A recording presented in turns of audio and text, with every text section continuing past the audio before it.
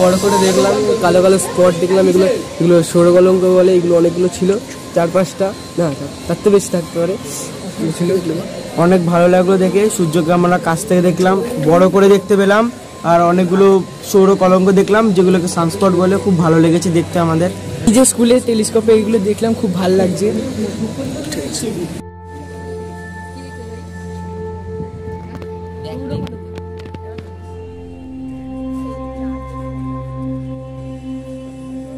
সূর্যকে বড় করে দেখতে পেলাম, যেগুলোকে আর ওর মধ্যে অনেক কালো কালো দাগ, যেগুলোকে সৌর কলঙ্ক বলে।